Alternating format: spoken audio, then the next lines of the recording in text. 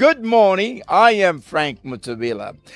It's just a week before the elections to elect the president and members of parliament and civic leaders. My guest, a good friend of mine, renowned governance expert, who served as president of TIZ Zambia chapter and now chairperson of International Anti-Corruption IACC, Reuben Lifuka. Good morning and welcome.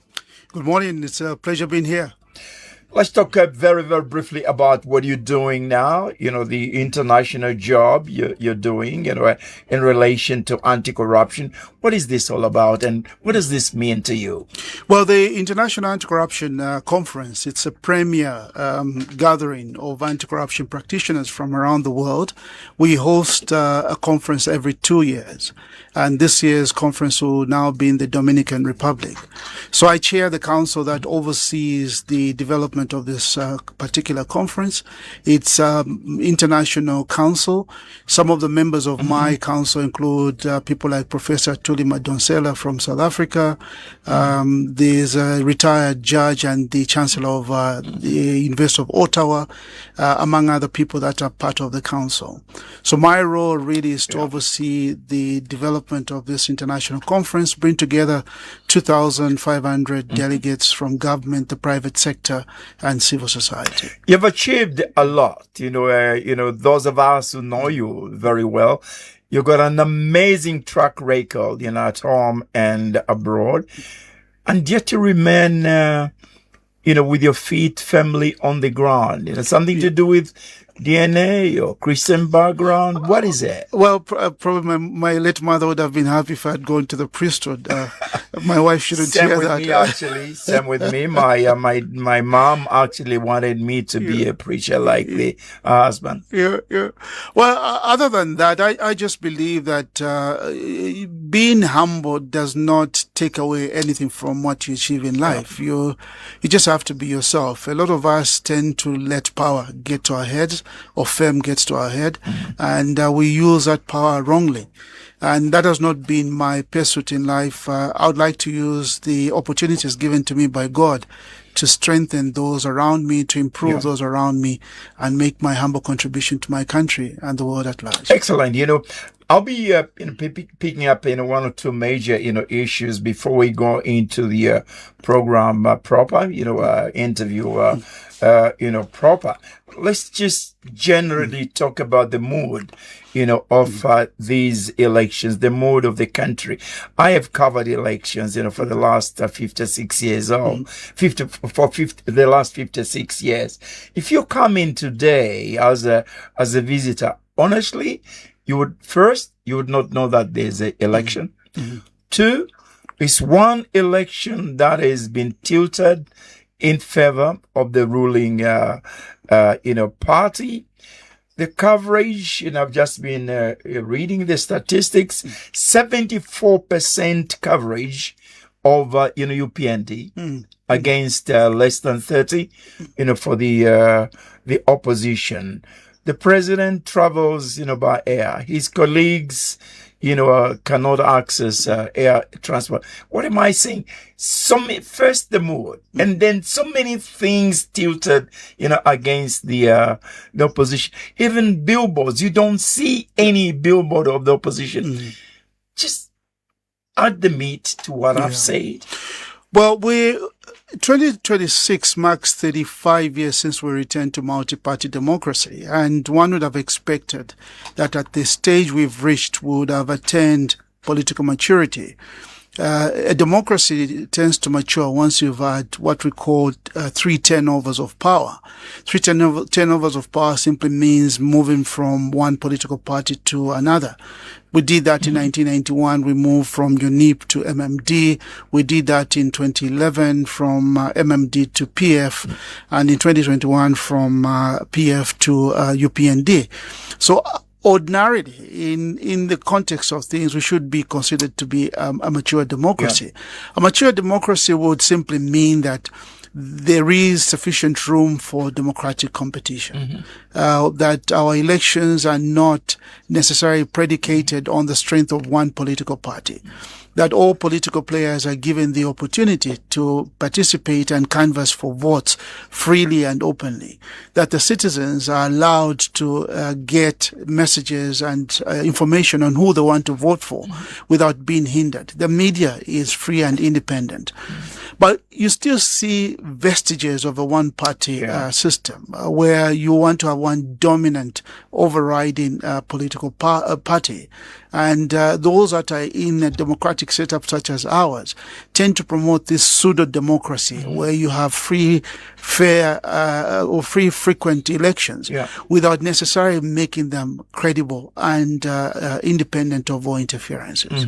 So we still are not yet a full democracy as one would want it to be. There's this notion that whichever party is in power should dominate. And unfortunately, for the UPND, when they were in the opposition, they desired to see a democratic state, and they've not done very well on that score. What does this do to the evolution of the country?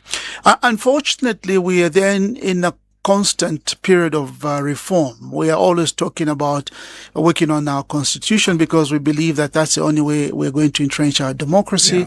We want to come up with new laws, but laws and the constitution on their own without dealing with this human behavior, the mindset, the democratic mindset as it were, is not going to take us to where we want to be.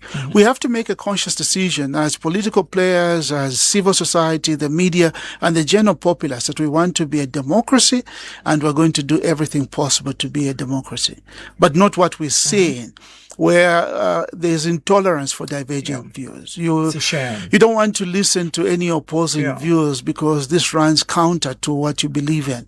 But in a democracy, you have to be tolerant of those divergent views. In as much as you don't like what people are saying, you should support their right to do what they're doing and to say what they want to say. Where's the problem, here, Reuben?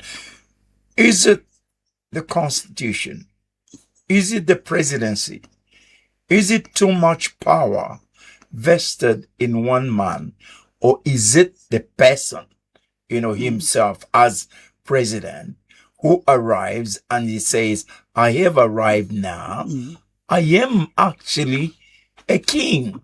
I can do anything, I want. Or is it a combination? It's a combination of factors. It's a whole democratic culture that we have developed for us. And I dare to say it's a political culture we've developed for ourselves over a period of time, where we elect people into office and they want to assume the role of a king. They want to assume a role of a chief who cannot be questioned. A king or a chief is born into royalty. They do not have to stand for elections or to become a chief or a king. As long as they are in the bloodline of being a chief, there will be one. But that's the kind of leadership we've created. The leadership style of a person who's in charge, who has central power, who can do everything, essentially call the shots, is what we've developed over time. And this is embedded in the Constitution. The Constitution provides overwhelming powers which resides in the presidency. You read the Constitution today, to paraphrase it, really, the president can make decisions in consultation or directly, even if he doesn't consult. The executive power resides in him. And that's something that we need to ask ourselves. How is it that we've created an institution called the presidency with so much overriding power that you have to then depend on the goodwill and the good nature of the person occupying the office, not to abuse the powers that reside in this office. You and me, we are Christians. We got a phrase, that says, nothing lasts forever except the word of God. And some of these people we put in offices are Christians. Do they miss this? Well, I think it's where you try and develop this dichotomy about being a Christian when you go to worship and being a leader when you're in office, without realizing that your Christianity should influence what you do on an everyday basis. Your spirituality, the things that you believe in, should really influence what you do on an everyday basis. If you're a leader, a political leader, demonstrate what it means to be a Christian political leader. One that exercises that patience, one that shows that love, that kindness, one that thinks about the others, service above self, really thinking about the people that you serve, and not using political power essentially to amass wealth, self-enrichment, to give out rewards to those that are close to you, your kith and kin. So we miss the point in believing that you have to put into compartments what it means to be a Christian and what it means to be a leader. But these are one and the same. So if you are a businessman, you need to be an ethical businessman, one that does things based on Christian values. If you're a political leader, you have to demonstrate that. And people should make that distinction that really we have a Christian who's in office by the way you do things, the way you treat others, even those that are poor and marginalized. Even your opponents, the way you treat your opponents says something about how you embrace your Christian values or how you do not embrace Christian values. I plucked one important word from your submission, love. Love has been battered. There's not enough love anymore in this country, and I'm being very frank, because I've experienced this. When I write my articles, even when I write about faith, the venom, the hatred is unbelievable. Where is this coming from? Again, in a Christian, society, Reuben. Well, the emergence of new media, social media in particular, has given rise to this disinformation. It has given rise to this hatred and this feeling that people can hide behind a keyboard and say what they want to say. It has given rise to a whole cadre of cowards, in my view. People cannot face you and say what they say behind the keyboard in your face, but they would rather use the veil of being at a distance to say what they say. But we need to start examining that. How is that destroying the very fabric of society?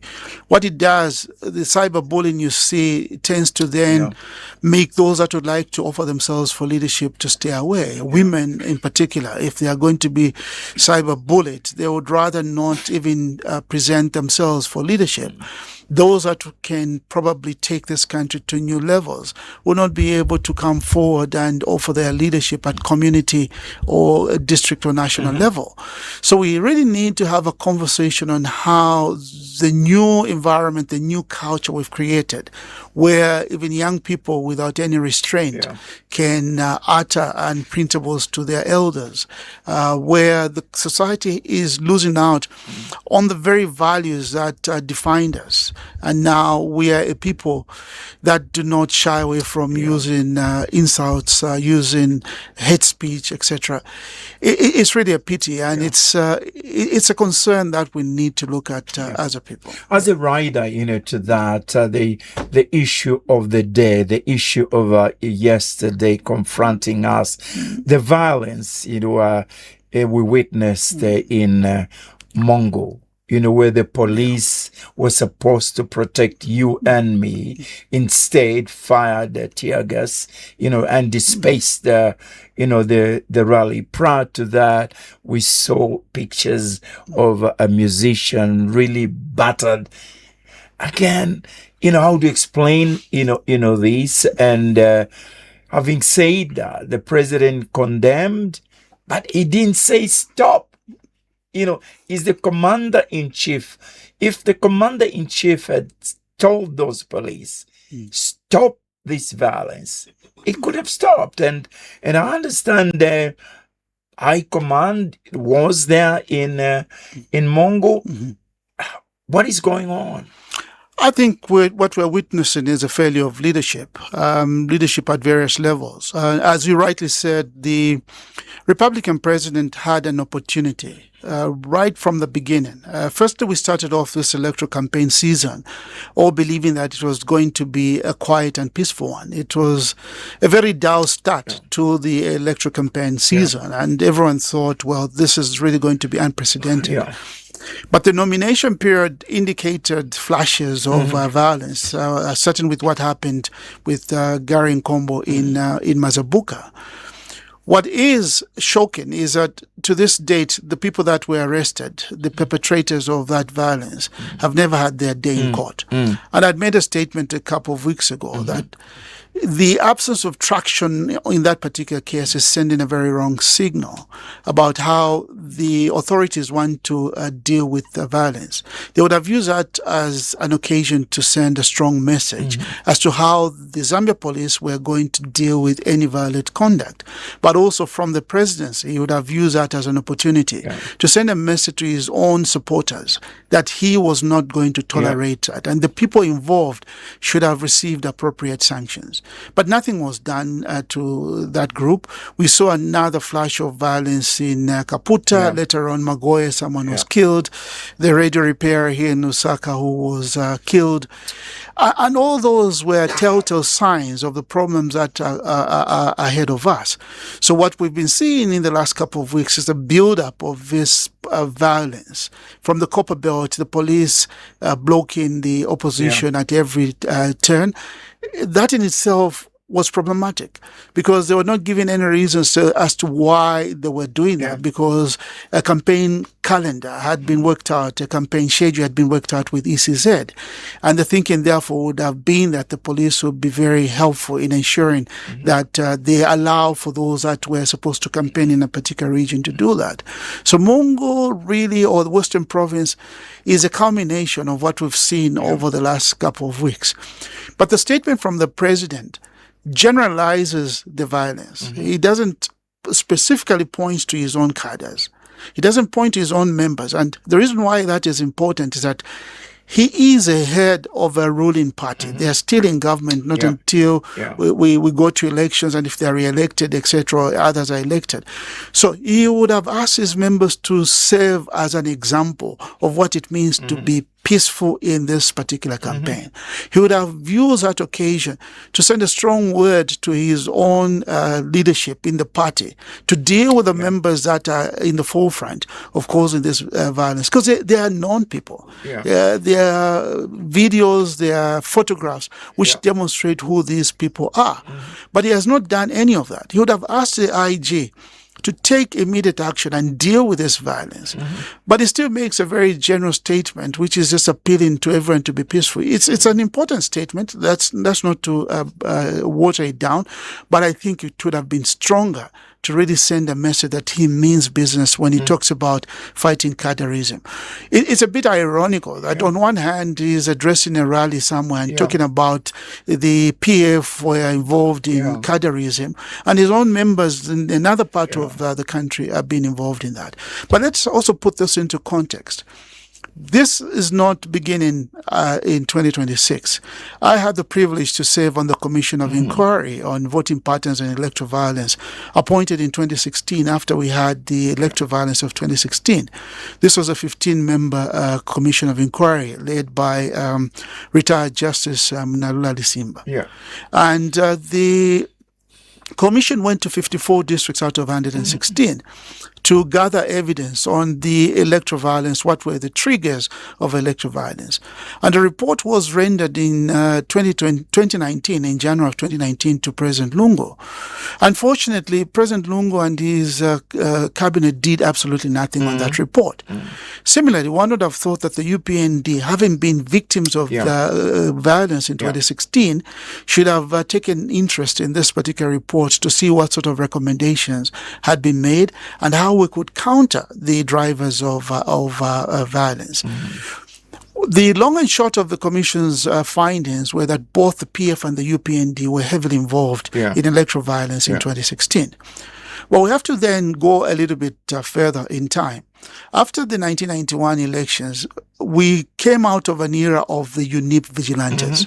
And the UNIP vigilantes had a particular way of doing business. They beat up people, airlifted people, and did whatever they did. We then had a period where we didn't see so much of that electoral violence, not until 2005. 2005, the by-elections in Mapatizia and Kaloloshi. That's where the Mapatisia formula comes from. So in Mapatisia, the UPND at the time, in trying to protect their vote, decided they were not going to allow government vehicles and government officials who they suspected were trying to influence the outcome of the by-election in Mapatisia. And therefore, they had a very aggressive approach towards the ruling party at the time. And they used very aggressive means to protect their vote. But similar instances also happened on the Copper Belt, where the PF were also involved in violent conduct against MMD, particularly in Chambishi. So you then see the beginning of this electoral violence from 2005. It came to its head again in 2010 when we had by-elections in Milanzi and Mufumbwe. And this case even went as far as the High Court. And I recall that in his testimony, the ECZ chief at the time, Dan Kalale, talking about Mufumbwe by-election, the violence said to have been the worst of its kind. But by the time we're getting to 2016, it had now become so fashionable that political parties will engage in violence essentially to deal with their opponents.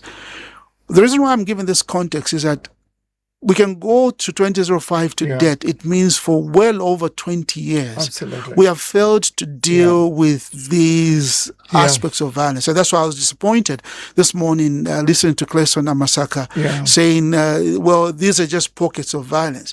Well, they're not pockets of violence if you're losing lives. Not one life should be lost because of an election. And I always make this point. There's no single leader, not President Ichilema, not Brian Mundubile, not Harry Kalava, not Fred Membo, any other political leader who's worth dying for. So we shouldn't lose a life and try and trivialize it and simply make it as just pockets of violence. Whether these are pockets of violence in only the western part of Zambia or the northern part of Zambia, it has to be dealt with because it just tarnishes our image as a democratic state. Are you surprised that there's not much words, coming from ECZ? Is helpless, where the presidency has got too much power? I would say that I'm disappointed with the inconsistent action by ECZ. They were very quick in suspending the campaigns for the opposition in Kaputa following the death of a cadre there. They didn't do the same with Magoye, and the understanding was that, it's been investigated. But one asked how they quickly the police investigated Kaputa, and they didn't do that with Magoye. ECZ has not said anything about what we saw on the Copper Belt or Northwestern, or indeed now what is being seen in Western. I've seen that the police are saying they are looking for 25 people in Chama. I wish the police could also be talking about looking for suspects, perpetrators of violence in other parts of the country. So the inconsistent action by the ECZ and the Zambia police is a source of concern. CCMG, in actual fact, have indicated that there have been a number of reported violent conduct around the country. They've been monitoring this. But the key message is just the inconsistent action by the police, by the authorities in stemming this violence. But I want to just state very briefly the reasons that the Commission identified in its findings. Number one, the Commission identified one driver of electoral violence as being the importation of cadres to areas where they do not belong. And it was quite evident that people moved from one place into another. The local people did not know them, and they're the ones who were causing a lot of violence. Are we seeing a stop to that? No, we're still seeing cadres being imported from one place to the other. They highlighted the indifference or the lack of capacity by the police to protect all players in the electoral space as being one of the drivers of violence, then because political parties they intend to try and protect themselves, they build their own security, who in turn have to counter or confront their opponents. We looked at the capacity of the police itself to effectively investigate all cases of violence. And the long and short of it all was that the police were not doing enough. The inconsistent or enforcement of the electoral code of conduct was also cited as a problem.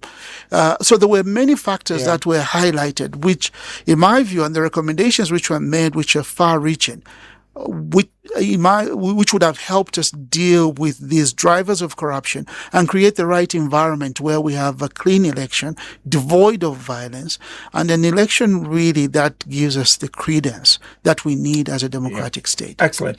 My final, piece in this preamble, relates to the message which I always provide on this, program. Today's, message, Reuben, reads, good political leadership balances the drive to win power with a moral conscience to serve the public. Effective leaders use honesty, clear communication, and empathy to guide communities through tough choices while keeping public trust. Your comment on that? I think that's a key message. It talks about what we call in leadership resonant leadership. Resonant leadership goes beyond just a transaction. It looks at being empathetic, being emotionally and socially intelligent, being aware of your own impact on the people that you lead, the people that you work with, being conscious about the need for higher standards, ethical standards in the way you lead people, being authentic. And that's what we need. We need authentic leaders. People talk about Mandela as having been an authentic leader. One that will not try and put up a show for purposes of short-term gain, but one that realizes the far-reaching consequences of their leadership. Your leadership today should build the society. Your leadership should not just be about getting power for the sake of it, but looking at what the people need and using that leadership to move the people in that trajectory. The last point I would make is that leadership should not be what was amplified by one of the old rulers of Peru, an autocratic leader called Benavides Ramundo, who said, "For my friends, everything. For my enemies, the law." Wow. And that's what we're seeing here. So for your friends, they can do anything. They can abuse government resources. They can do whatever it is that they want. But for your opponents, it's a law. And that is not the leadership we need. Oh, that's deep. That's deep. This is the third edition of Burning Issue. And after that, we need a Southerner. And then we come back. Spirit we love. Let's go.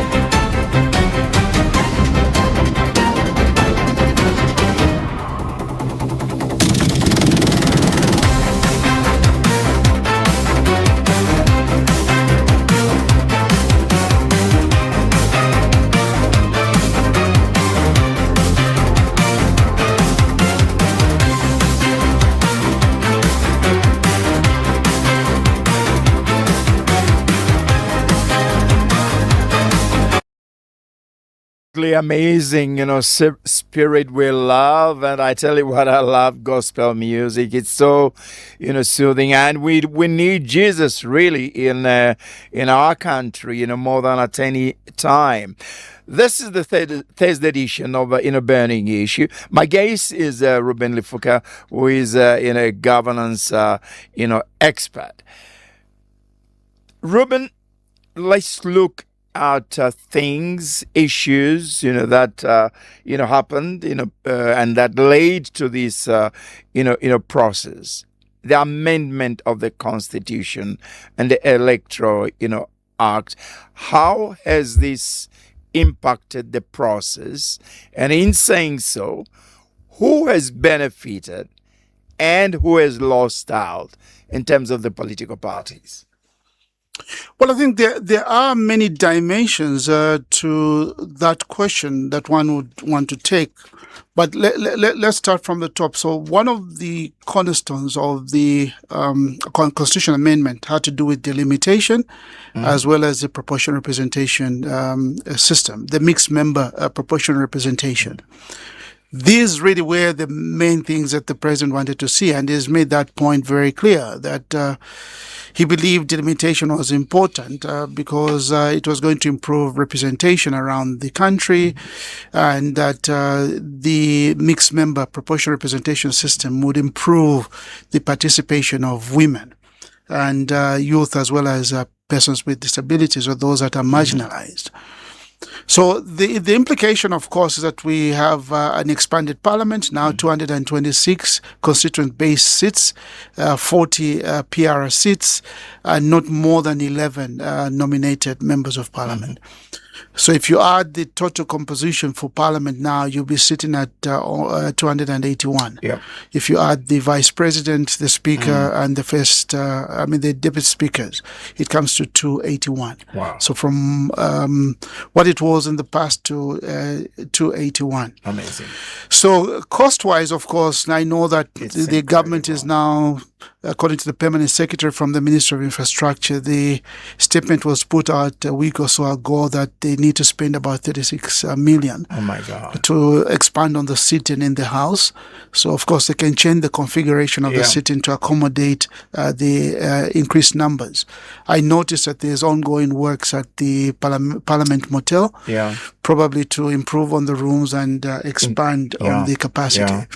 From an electoral perspective, ECZ indicates, I think Mr. Casaro indicated, that the voting centers remain about 9,000. However, they are increasing the polling stations, the number of voting rooms, as it were, from 12,152 to 13,529. So we'll be talking about additional polling staff, etc. The new constituencies, you've seen that not all political parties are participating in all the 226. Only the ruling party essentially has managed to field in all the 226. The opposition have not done that. I think the Tonse Alliance are in 154, if my memory serves me right.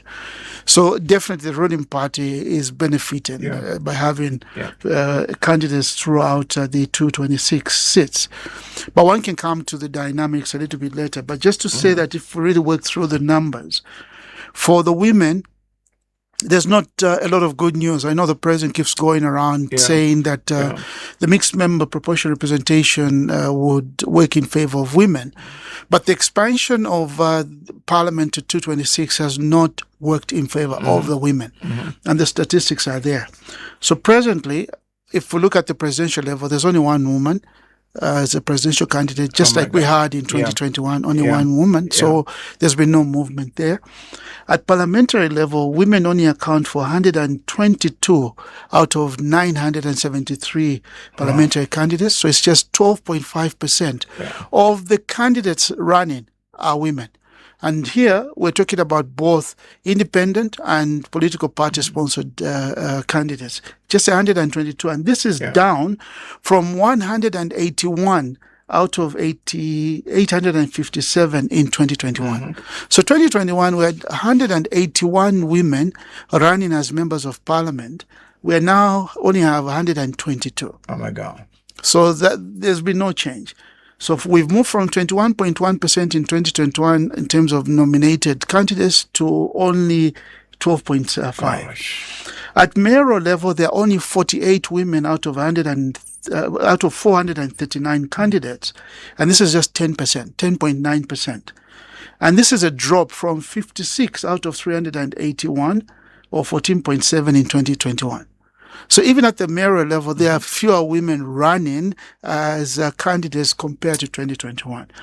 Same applies to councillor level. There are 433 women out of 5,099 candidates, only 8.5%. And this is a drop from 565 out of 5,693 in 2021. So, and this is a point that I personally was making in talking about the PR, that it is wrong to imagine that the PR on its own will cure this deficiency of women's participation in politics. What should have happened is that there should have been a genuine commitment from all political parties to at least ensure 30% of all nominated candidates are women. Then the numbers were going to increase dramatically. But as it is, there will be a slight rise in the numbers when one does a computation. You can work on different scenarios. But it will not be as sufficient. At the most, we may hit 21% if we work on different scenarios. Let's assume out of the 122 women that are standing on the parliamentary seats, you get 12% of which is the current numbers. You only be talking about 27 women. And even if you add the 20 nominated, it goes to 47 women. And let me assume 50% of the nominated MPs will be women. You could end up with just 53 women out of the parliament of 281. Is it worth it? One, you've talked about the cost. On the cost side, is it worth it? And it doesn't enhance, democracy, then obviously it wasn't thought through.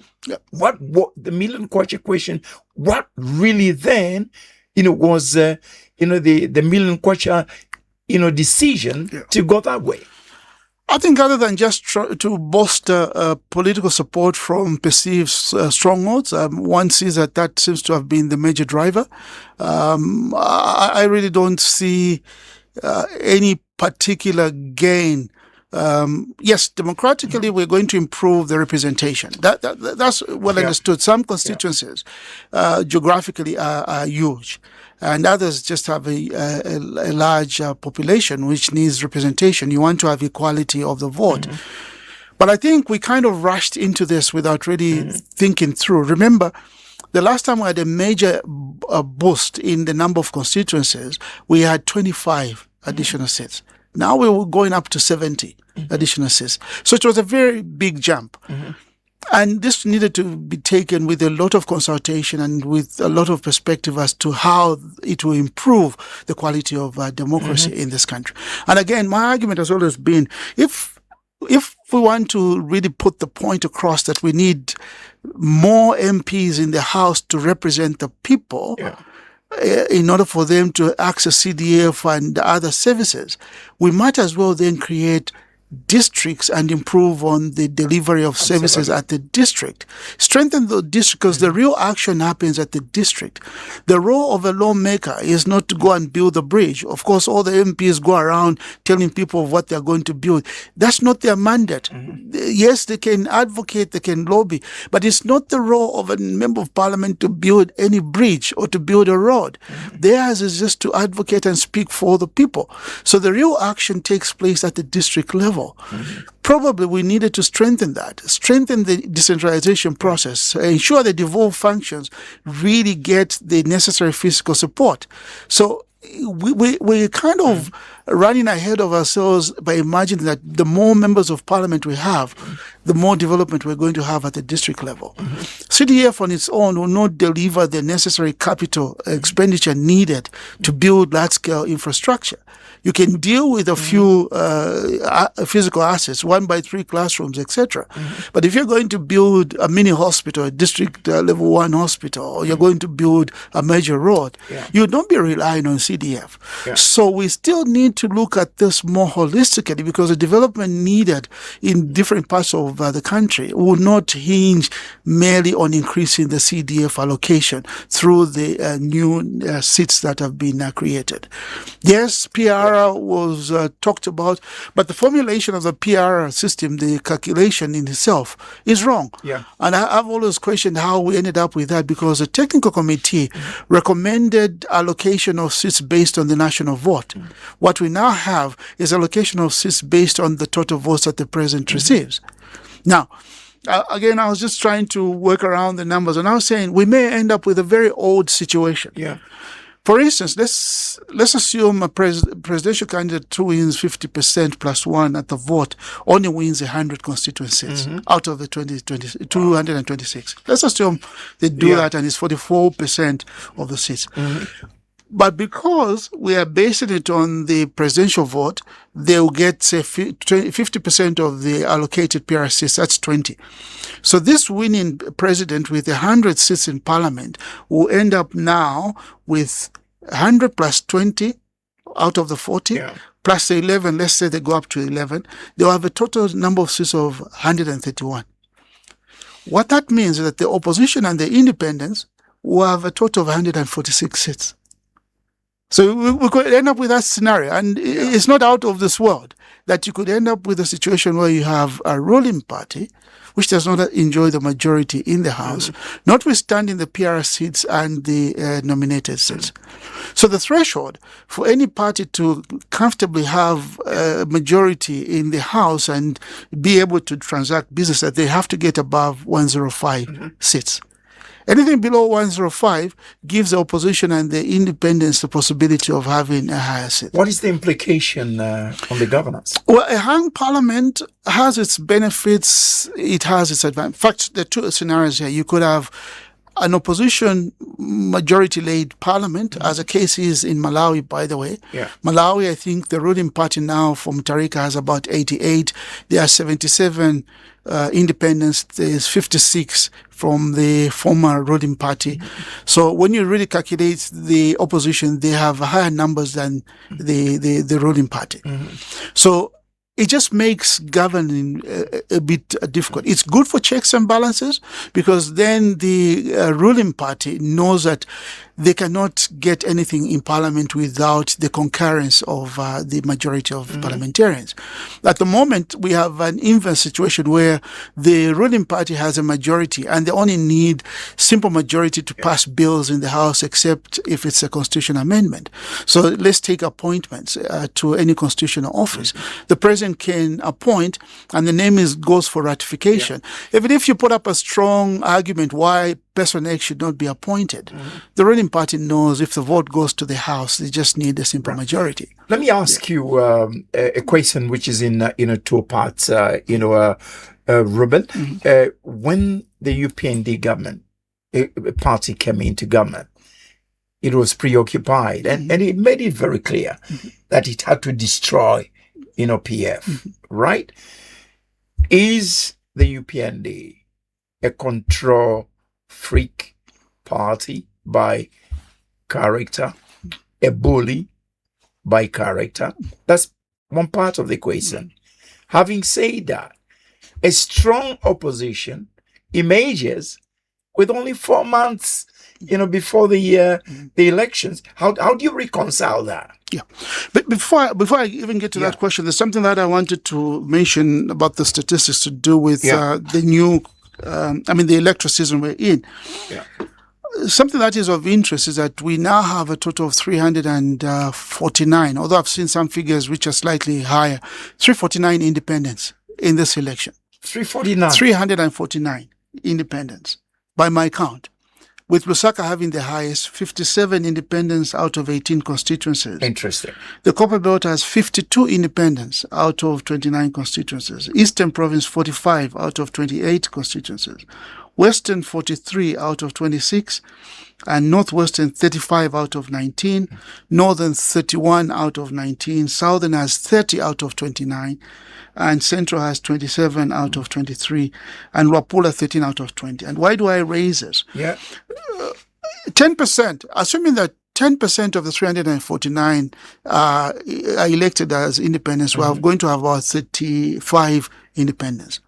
25%, if 25% of the 349 are elected, we have 87 independents. And if they even hit 30%, it's possible that you could have the independents as the second or the highest bloc in the House. That would be interesting. Very interesting. That would be an interesting parliament. And you see interesting dynamics. Southern, Western, Northwestern will be interesting areas to watch, because in most of the constituencies there, the UPND is running against independents. So essentially, it's not even a battle with the opposition, but with the independents. And that's why at times they talk about, the opposition did not field in 76. But it's not like there are no independents. Some of them, yes, may be weak candidates. But the point of the matter is that they will be running against independents.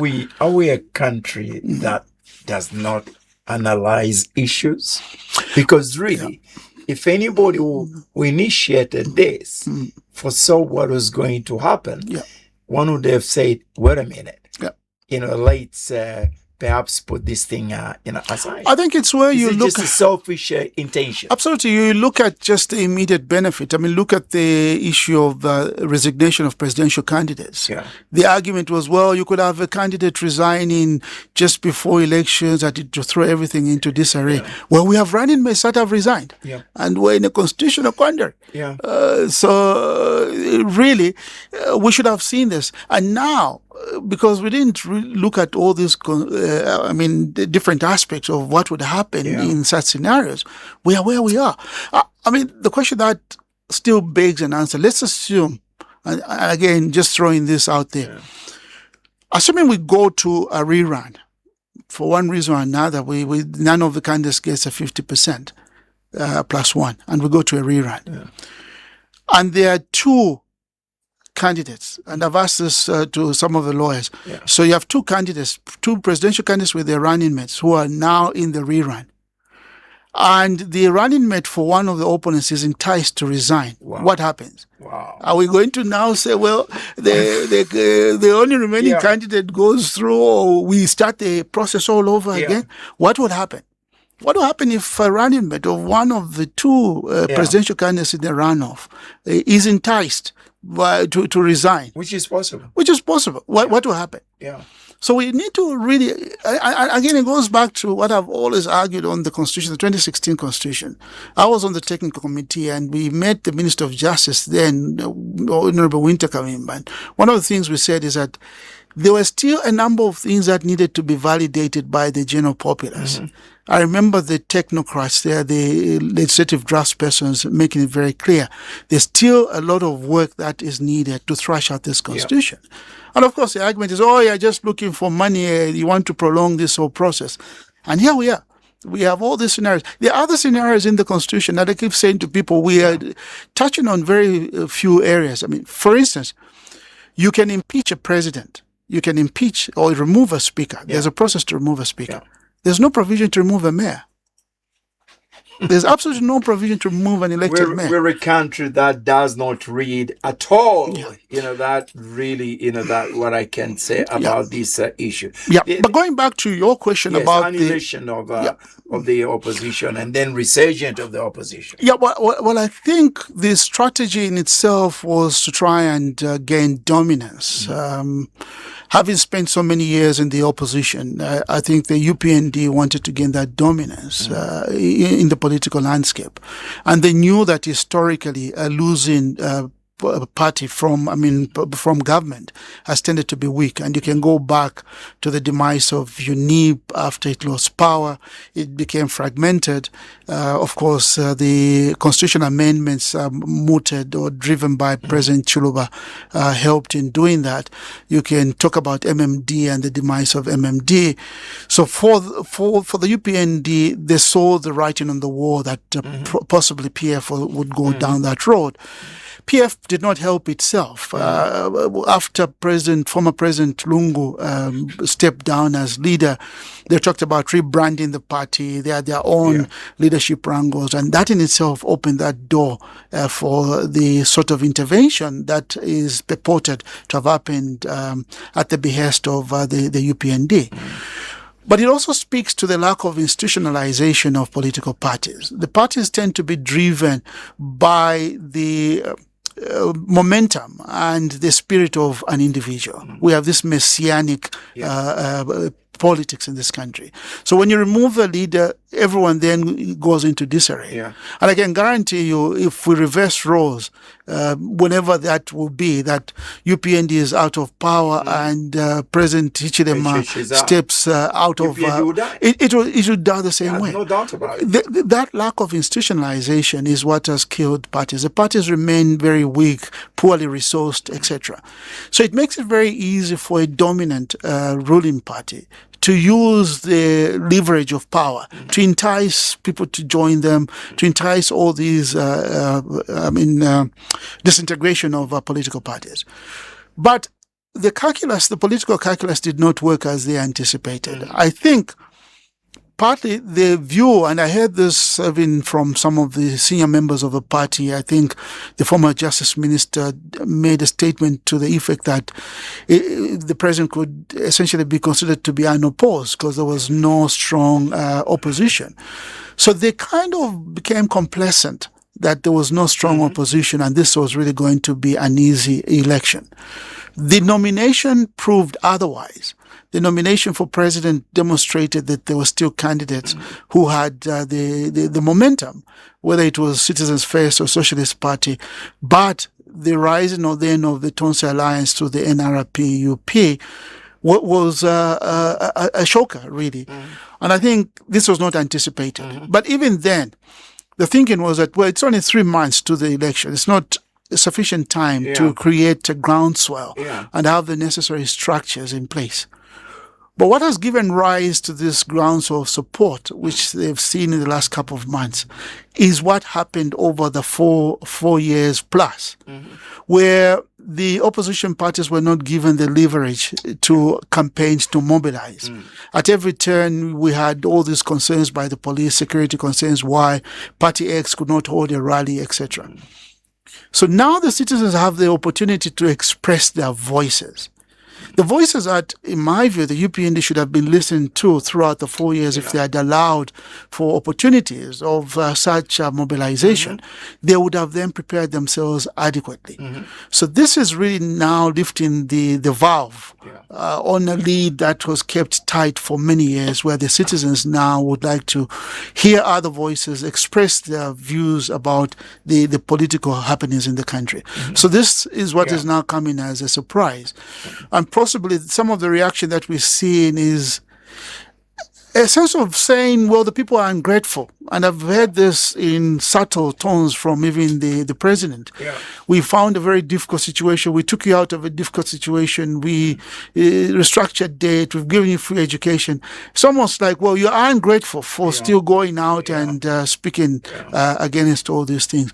But they should have allowed for that democratic expression, which should have given them the opportunity for feedback and use that feedback then to respond accordingly in this electoral campaign season. Tell me, the UPND has made economic gains, in terms of, if you just look at the numbers, the economic, indicators, inflation, foreign exchange, and then when you talk about the social provisions, employment in the health sector and the education sector, attraction of investors.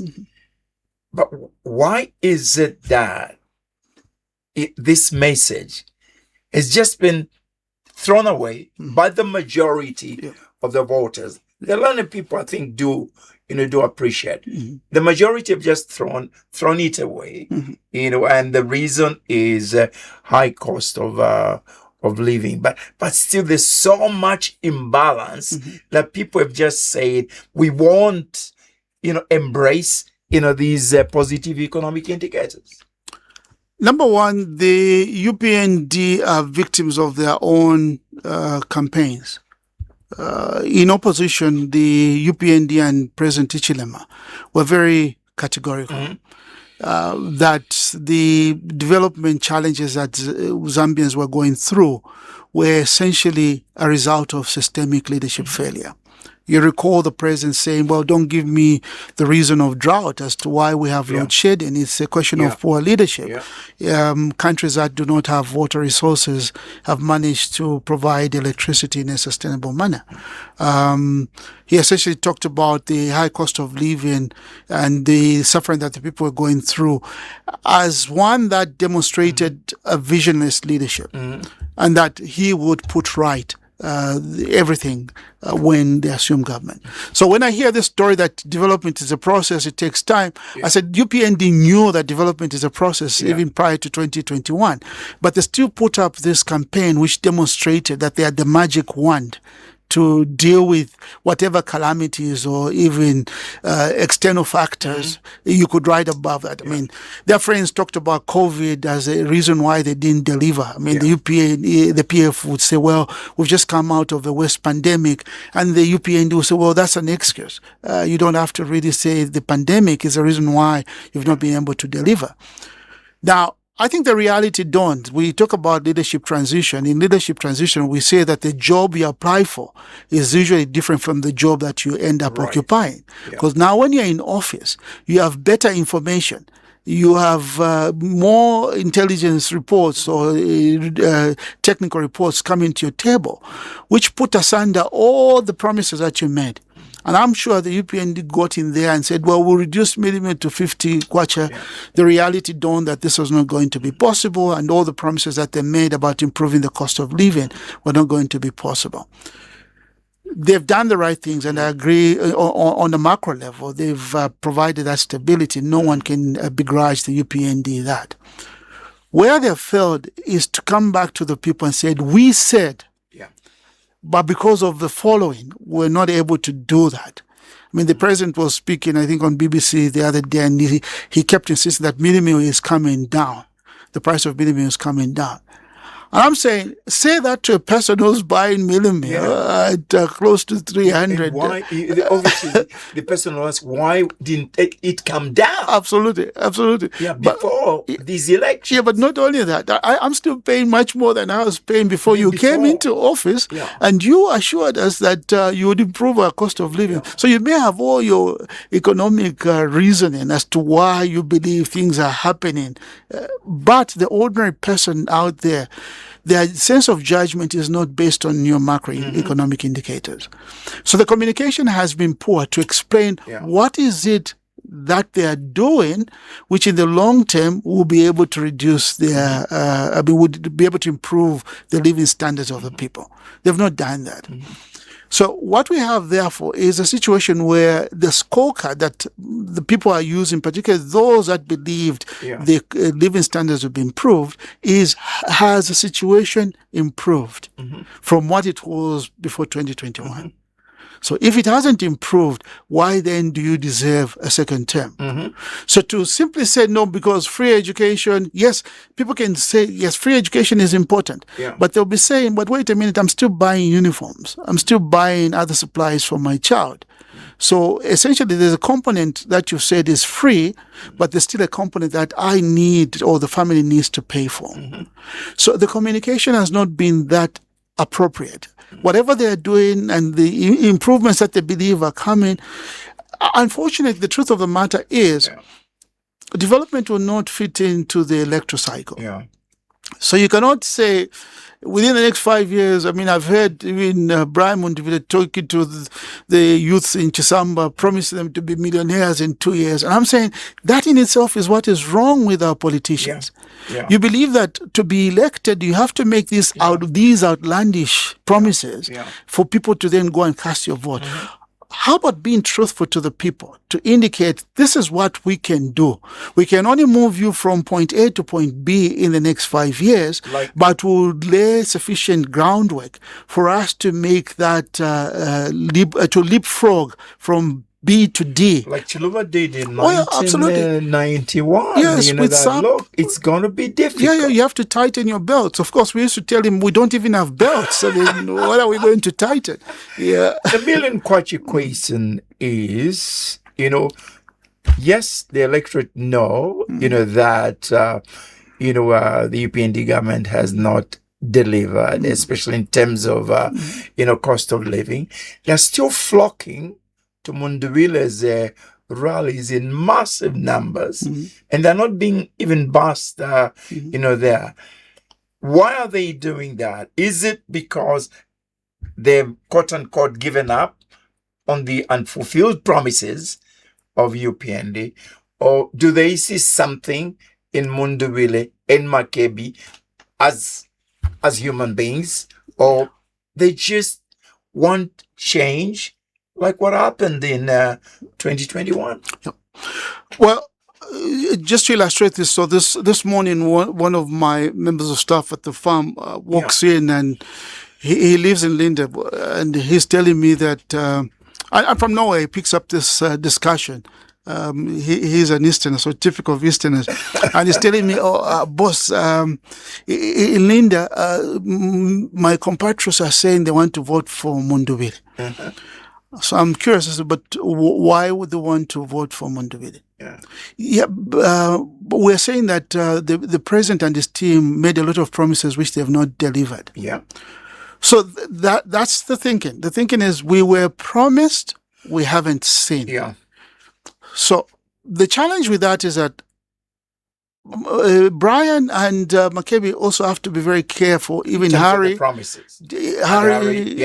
Fred, because then the temptation is to promise more, to believe that you woo voters to you by even promising more than what the UPND did. But the frustration will be there, and unfortunately, the voters, the current psychology of voters, or the nature of the current voters, is that they have no fidelity for the long term if you do not deliver. And there's a possibility then that they will quickly move with their feet or vote with their feet and move elsewhere. So we are in a situation where people are trying to listen out for a message of hope. Where do they find it? When they look at the opposition, who is offering anything different? Okay, so some will still remain with the UPND because there are others who internalize the fact that, well, maybe the foundation has been laid and there is a possibility of better things to come. But you also have a group of voters who are just saying, well, we are tired. We were promised, it was not delivered. We still see a lot of inadequacies in particularly the governance of the country, and we do not want to go with that. So, in fact, the economy will not be the only determining factor for this next election. It's also the governance side. The governance side, I think, where the UPND has failed in great ways, and even the way they've handled the economy, is on the governance side. They started off very well. Decriminalization of defamation of a president. People said, excellent. This is what we wanted. Or access to information law, excellent. This is essentially what we wanted. Then we saw the slowing down on legal reforms when it came to cybersecurity. The same things that they were condemning, they went ahead with it. The public gatherings bill took a long while to really come out of the works, and even now it has been sent back to Parliament. So there's certain things that started happening on the political governance front, where the political rights and civil liberties that people believed the UPND were going to help cement slowly started eroding. That is their biggest undoing. On the economy, they can say so many things, but people will be saying, what has happened with the promises that we had? A lot of people had faith, and I've said this before. The UPND is suffering from a crisis of expectation. They raise expectations very high. Yes, we came from PF, which Yeah. took us into a dark place. But everyone was now thinking, this is it. We're going to be a model for democracy. And the president cemented this by saying, we're going into the Champions League. But now, when you really take a look at it, fighting corruption, there it is, 37 now out of 100. When we had started off very well, we are dropping on the CPI. You look at other governance metrics to do with the rule of law index by the World Justice Project, we are dropping. Even the Mo Ibrahim governance index, we are dropping. So a number of the governance metrics, which ordinarily should have been in favor with the new dawn having started off on a good note, are not looking up. Now, where is the UPND ending their term of office, insofar as the socioeconomic sector is concerned? Yeah. And where will the next leadership start from, whether UPND or the opposition? Number one, government-owned statistics and the international community tell you that the poverty levels are hovering around 60%. So if poverty levels are hovering around 60%, what is it? And when I listen to all these campaign messages, I'm saying, what are you telling the people? What are you going to do to deal with the 60% of people being poor?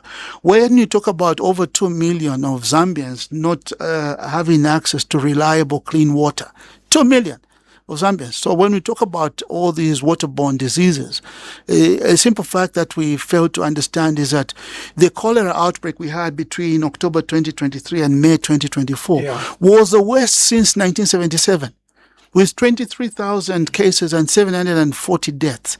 So what is Mundubile, Hari, the president, and all the others? What are you going to do about that? That's a message that a lot of us would want to hear. So 1.5 million people living with disabilities, and this is 7.7% of the total population. What plans do you have for them? So we keep talking in a vacuum and making all these promises without really getting to the nuts and bolts. I hear this issue about, we've employed 23,000 health workers between 2022 and 2025. Yes, 23,166 health workers have been recruited. However, the target in their own national health strategic plan for establishment target for health workers lies at 126,831, meaning we have a shortfall of 39,787 health workers in order to even just reach the minimum threshold of the WHO ratios, 1 to 5,000 doctor-patient ratio and 1 to 700 nurse-to-patient ratio, for instance.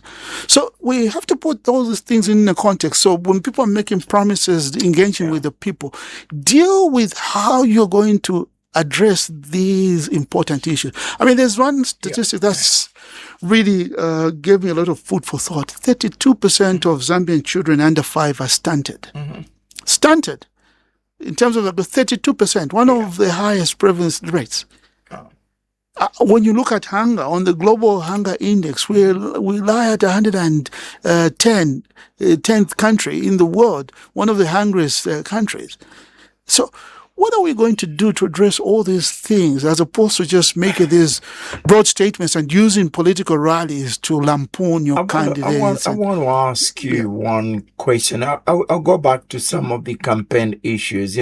Based on what you have said, Reuben, again, why are we not evolving like other countries, say, Rwanda? Serious, honestly, are there not people who deal with, issues pertaining to development statistics would sit the president and say, look, this is where we are. Why am I saying that? Again, it's based on what you have just submitted.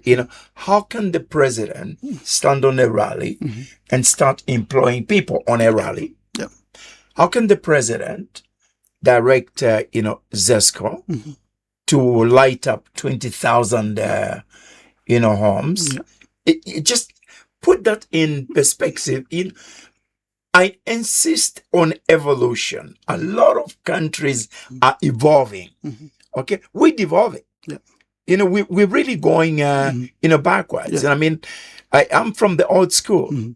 some of the pluses that were made, when we got independent, at least the first 10 years, are far better, than today. The kind of development and that we had during KK. Some of the projects today, most of the infrastructure, were initiated by Microsoft. Why is it that in an advanced environment that we should enjoy today, we poor? We really, really poor. Even just reading, we poor. Analyzing, we poor. Look at the newspapers. I got a newspaper here. I watch TV, radio. I'm not saying I'm perfect, but I work with amazing people. When I joined there, far better than so many people.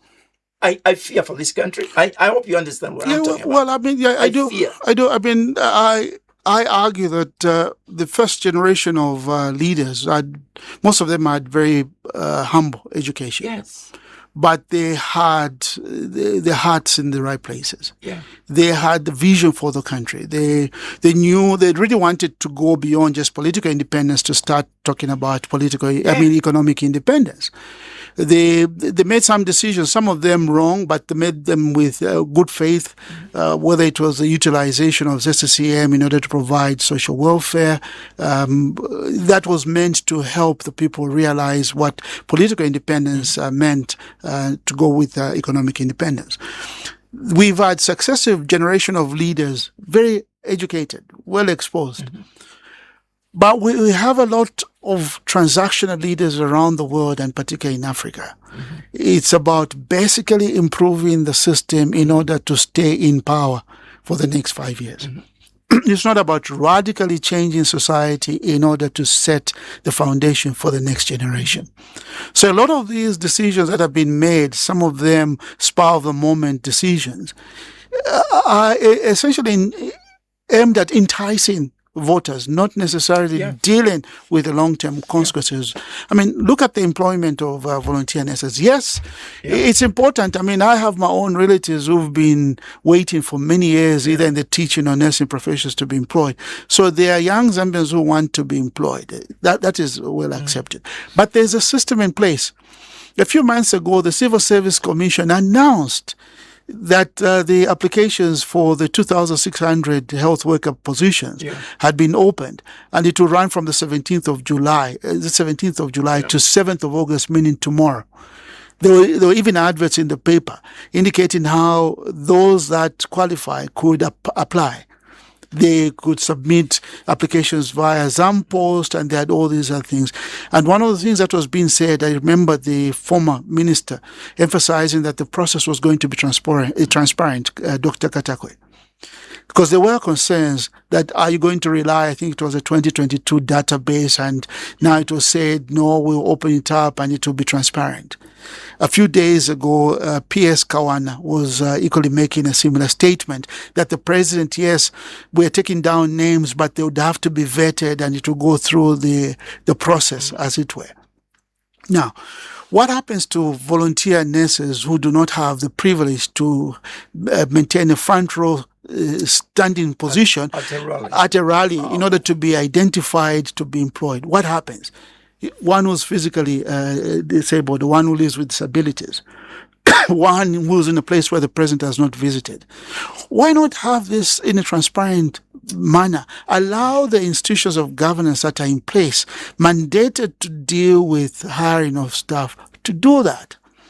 What the president would have simply said is that there is a process underway, and he would encourage those that need to apply to do so.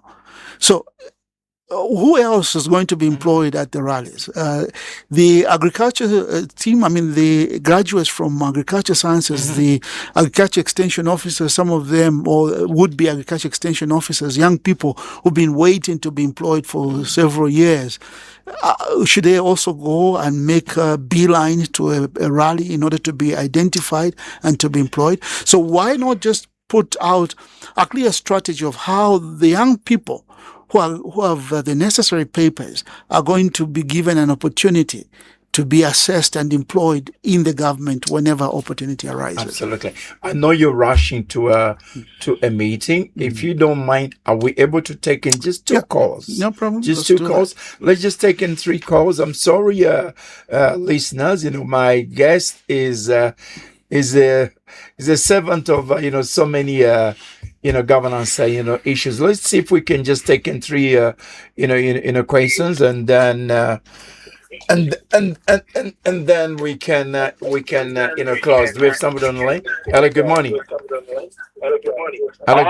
Good morning, Mutulira. Morning, please. I'm so sorry. I have to apologize. We're running out of time. Could you quickly ask your question? Yeah, good morning, my honorable over there. Yes, good morning. Good morning. Yeah, I'm General Chongo calling from Kawe. Please go ahead quickly, please. Wakalamba, you have speculated very well. We are in a crisis of propaganda and lies. Mucharo chawa president bahaka inde ichilema. Now, if chitika violence part of the country, the president when he's on the podium, balelando kutila, ushemu nakaviri mrefu kubweleko walemi uma, any following day twaumfwa, abantu balevoma, abantu they have been assaulted to alimu Western Province nombaline, where the police, ukupanga matigesi, so that when the police, they have become cadres. So, Wakalamba, the president, the major things which and in 2021 about high cost of living, he has not tackled and 50 kwacha meal, 250 fertilizer, a Zambian eating 3 meals a day, and the president is quite not condemning violence. So, we need this president to go back to the farm on 13 August. You are speculating very well. God bless you. Thank you. Thank you. We'll take in another 2 callers, then, we will, close the program. Do we have, somebody on the line? Hello, good morning. Hello. Morning. Morning, you are talking to Chilonda. And Yep. Good morning, my brother there. You are contradict yourself. Can you just ask a question? Just ask a question. The question is that you are you not appreciating what UPN has done? Free education, inflation rate from 24 to 6.5, and free education, which is you can take your child to school for free. You can buy your shoes, that's not a matter, but to school you can't pay anything. That's all. Thank you. Thank you very much, and we'll take in one final caller. Good morning. 0955221515. Good morning. Mwabukashani mkwai. Wino mkwai naye kashitakapo aendeshe ni mkwai. Mkwai ni wana kaonga kukabwecha kubalirapo na ine nalala ndapali waka inde ichilema. Balela ndokweba atinga baya parali atinga mwaya kulusaka. Imo mwewa kuno ku Southern Province. Bale miuma. Na kabiri balebwesha poko batinga mukababotere. Takula miuma. Nomba ine nena kaonga muno mukabwe. Shamo napoko baumina abantu. Aba ku Southern Province. Shamo napo inyawe. Nomba tiba brani mundu bile bali ku Western. Bala makula bakapwirikisha ku Southern yuko. Ushachika bashani. Tulelomba ba police bukote ni umutende. Not if ba police bareba bomfya. Baka inde ikire babarinze ba police bari 4,000. Usheya babafunisha kulapuma ba brand muntu bire no kulaba chagasi ni. Tuwalomba ba police ngomkwete problem. Lekeni umutende weswalile mtaja zwicha Zambia. Lekeni ku Southern kubapwirikisha no umutende ba brand. Kwabena Zambia niko decide kuvota. Keimwe iyo mutulekere. Thank you. Nani muntu bire 13 August atotera mkwai. Thank you. Yeah, those issues, Reuben, it's they all center, one centers on the messages from the, from the president, and the other person talks about a lack of appreciation for for the achievements of the EPND? Well, I think on the messages from the president, like I indicated, the president occupies a very important role in this country. He is the head of state and he is the head of the ruling party. And one assumes that in his vantage position, if he issues an instruction, for instance, to his party members to be disciplined and to be the paragons of excellence insofar as peaceful elections is concerned, that everyone in the rank and file would adhere to such a directive. But clearly, there seems to be internal discipline challenges that the president can constantly be saying we should keep away from violence, and his members continue doing that. So what is he not doing to ensure that his members are toe the line? But also, he is the commander-in-chief. The IG saves at his pleasure, and the IG has a role to play. What we should also not take away is an important aspect, even when we talk about employment. In this country, you have roughly around 24,000 police officers. Wow. And I was just trying to do a quick mental calculation. So 24,000 police officers, 9,000 voting centers. So even when we go to voting, how many police officers would you expect at every voting center? I mean, you're not going to expect the IG and the high command to be on the ground. So even that 24 is reduced further when you look at the active men and women. So what's the justification then to go and front load police officers in areas where the opposition are campaigning when the needs are needed elsewhere? So we should have also looked at this issue right from the beginning. If we really want to have a democracy, strengthen institutions like Zambia Police and other law enforcement agencies. As for the gentleman says I'm contradicting myself. Absolutely not. And I say this, you can improve your macroeconomic indicators, but that does not translate into the meal on your table. So he himself, Mr. Chilonda, let him just take a walk down the road and you'll find people who are trying to make ends meet, and let him explain that, well, the inflation rate is down to 6.8% and that in itself is good news. They need to eat today. They will not wait for the next 5 years to eat. So what is it that they're going to do in the intervening period? Yes, they'll say cash for work, social protection. Not everyone is on those schemes.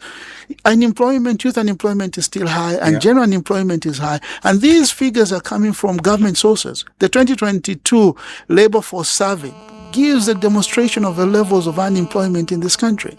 The World Bank, the UNICEF and other international organizations, when they look at the social sector spending, even when you do an analysis of a 2026 budget, gives you all this demonstration. 37% of the children are undernourished. So what are you going to do about, and this is now, not in 2021, today, 60% poverty, 37.2% undernourishment today. You're still talking about some children being severely undernourished. What are you doing about that? So really, we shouldn't try and bury our heads in the sand and try and pretend that all is well. No. Just take a drive or go out of town, out of Lusaka, because at times we make this mistake to believe Lusaka is Zambia.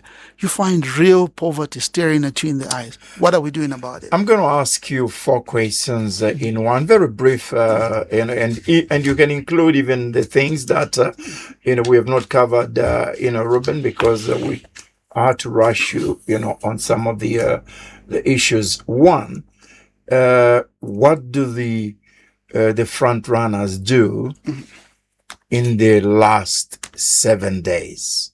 Okay, that's number one. Number two, where do you see the election won and lost?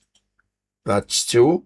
3, with some of the challenges that you have raised, including the inadequacy of the police, can the ECZ deliver a free and fair election?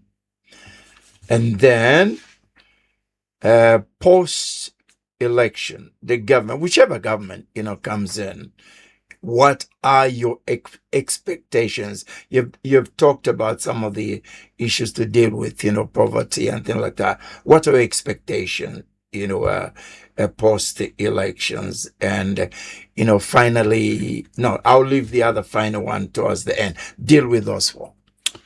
All right. So in the next 7 days, I think that the front runners and all the political parties I still don't want to put away all the other competitors. CF is still in the mix. People may not think so. Socialist Party is still in the mix. Yeah. I mean, the reason why I'm saying this is that depending on the performance of some of these other political parties, there's a strong possibility we could even go for a rerun. Okay. So we still have to put them in the picture. In the mix, yeah. So really, the candidates have to mop up. Now it's about mopping up the votes or the voters, because a number of voters have already made up their minds. You still have a few that are sitting on the fence, and there are very few. So 7 days before an election, the emphasis for most political parties is mopping up the vote, calling out on voters to show up and vote, and protection of the vote. So you hear that the messages will be around that. Come out and vote, protect the vote, and ensure that you do the right thing. The opposition in particular would want to see a good turnout.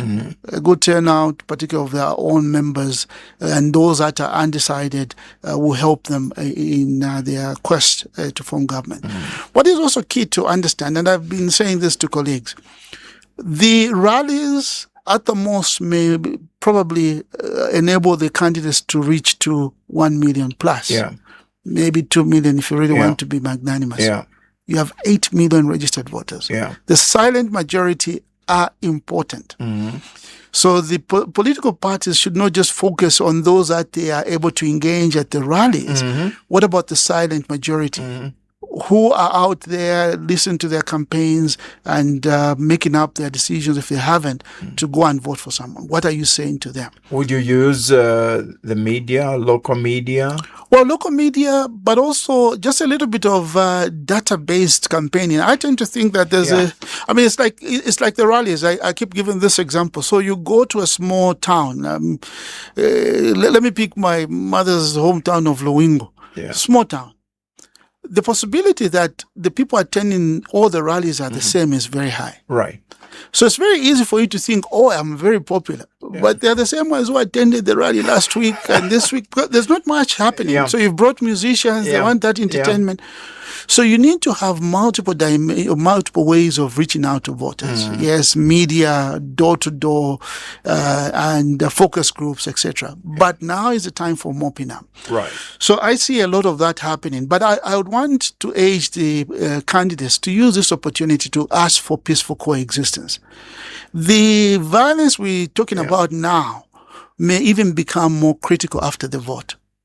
Because if people are intolerant today, what happens if the vote goes against them? So you are in an area, let's say Luampa, where we saw people throwing stones, and an independent wins in Luampa.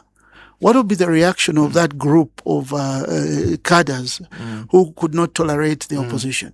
So we have to call for coexistence and calm even after the elections. One of the reasons why we had violence in 2016, according to the Commission of Inquiry, was simply the delay in announcement by ECZ. People got agitated. Why? What's happening? But also, my fear, and I've expressed this before, is that we're going to go into an election with heightened suspicions. I remember it must have been 2011, monitoring elections in Kanyama with my good friend Leah Vasonda. And we arrived and there was a lot of commotion because someone spread word that they had seen pre-marked ballots in a car.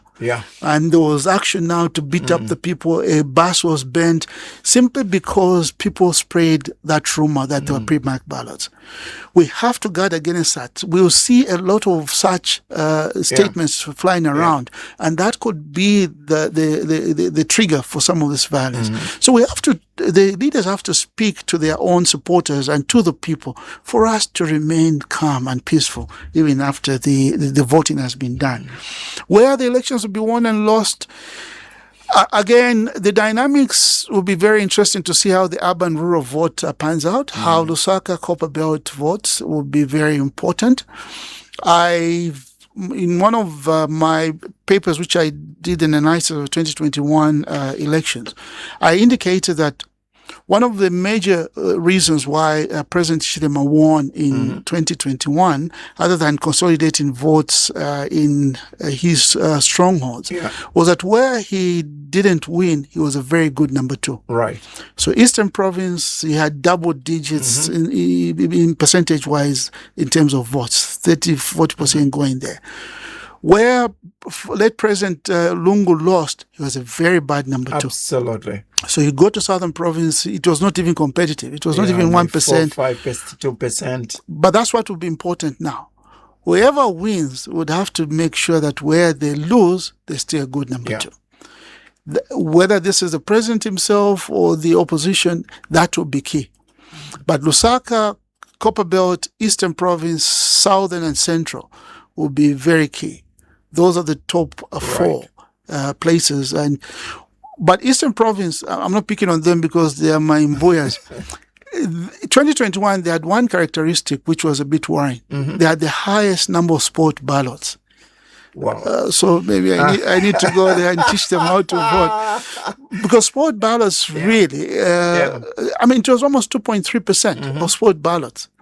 So I hope that this time around, ECZ has done enough vote and the angels have done enough vote education. I'm sorry they haven't. You know, there's still people, Reuben, who are mistaking the tick and the cross. Yes. I'm sorry, ECZ. You know, if you can do that in the last 7 days, you know, it may help. Yeah, but it also just brings a bit of worry for some of the constituencies which have a huge cast of candidates. 2 in particular stand out for me. Mukaika has 12 candidates. Mukaika in Eastern Province and Makeni in Lusaka has 12 candidates. So Mukaika has 12 candidates, 9 of whom are independents.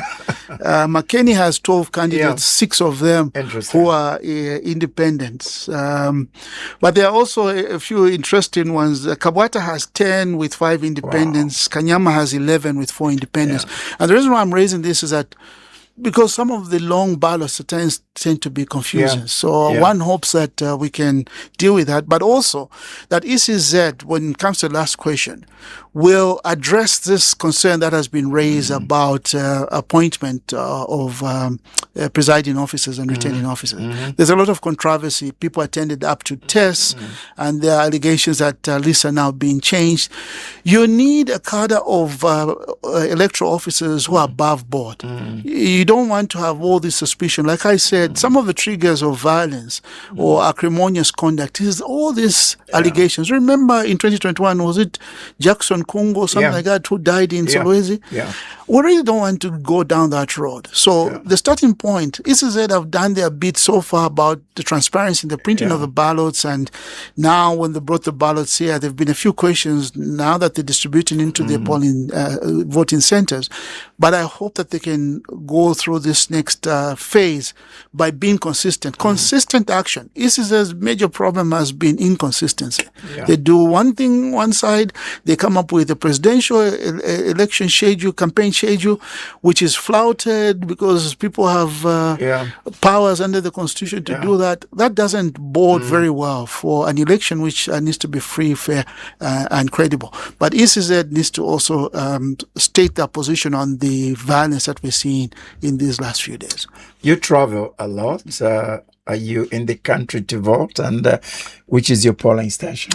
I thank God I'm going to be in the country. I just came back from the Dominican Republic for the same International Anti-Corruption Conference, the preparatory meetings. But I will definitely be voting. My voting station is Lenga Lenga. I'm on the 7070 road, less than 250 meters away. So I wake up early. But I have one rule. I always say to my wife, when I go out to vote and I see long queues, I have already an indication. I normally work out a model for the elections. So I'll be working on my model. I'll be calling you on your my usual place is Lusaka, golf club. Now I'm going to ask this question. I always ask this question. I'll just rephrase it. As a Christian, and I'm doing this for my good friend Mwewa. Chilope, who says, you're interviewing my chair. She's very strong in the Lord. What would be your focus of prayers, of discussion with Jesus the next 7 days and beyond? Well, that the Lord will raise men and women who have after his heart and have the capacity and the values to look after the people, God's people. We need leaders really that will look beyond their immediate comfort, leaders that will think about that poor woman. I often ask the question as I see and encounter people who are vulnerable, and ask the Lord, tell me that you didn't send this woman on earth just to suffer her entire life. And the voice I get back is that, no, I sent you as well. You have hands, you have the intellect, you have the capacity to help that woman. Leaders are being sent out there to help the people out there. They are the hands, the feet of God, and they need to do that for the people. So leadership should not be a selfish role. Leadership should be about changing lives. And that's why I am more in favor of transformational leaders, leaders that are willing to make the sacrifice to change the condition of the people that they lead. Reuben, I thank you. Thank you very much. This has been the Thursday edition of the burning issue. I have to apologize that we didn't have an opportunity to give you for questions, but we'll definitely do that. I think we're going to create 1 or 2 programs in the next few days where people can just, call in and express their views on issues pertaining to elections. Having said that, I would like, to thank my guest, my friend, Reuben, Lifuka-Governance, specialist. Thank you, the few listeners who gave an opportunity, and all you who have been listening there. If you'd like to have access to this program, we have it on our Facebook. My final word is my usual phrase. This is an amazing country. Look after it. Do your very best, and God will do the rest. Have a wonderful day ahead of you, and good morning. The views and opinions expressed on this show